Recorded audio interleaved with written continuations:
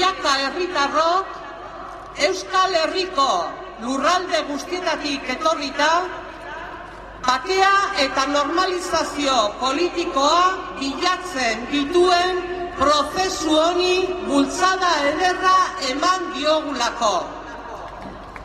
La conferencia internacional hizo propuestas concretas para responder tanto a las consecuencias como a las raíces del conflicto y abrió una ventana que trajo nuevos aires para Euskal Herria.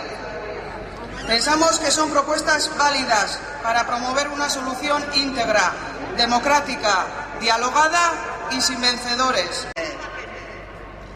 Hala ere, proposamen horiek ez dira inora joango, mezu horien hartzaile guztiek positiboki erantzun ezean.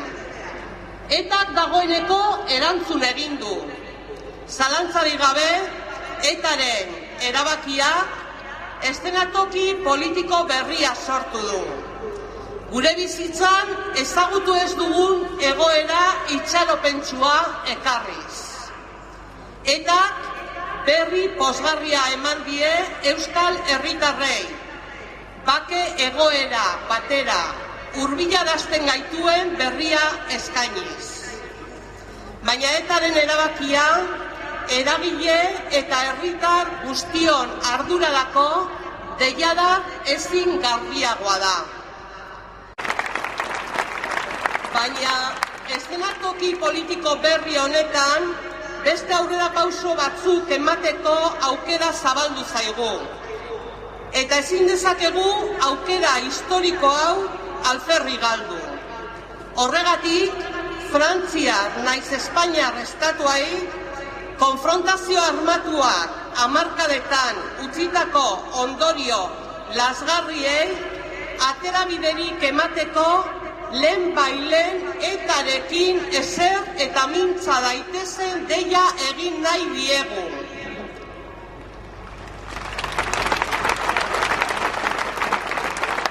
Y junto a las consecuencias, se debe dar respuesta también a las causas de este conflicto. Y para ello reivindicamos la necesidad del diálogo político, porque las bases de la futura convivencia democrática solo pueden construirse desde el acuerdo entre todas las culturas políticas de Euskal Herria.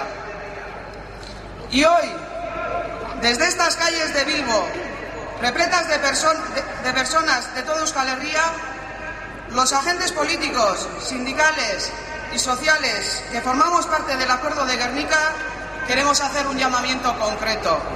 En este nuevo escenario, en esta situación que no tiene precedentes en la historia reciente de nuestro pueblo, somos nosotros y nosotras, la ciudadanía vasca, la llave.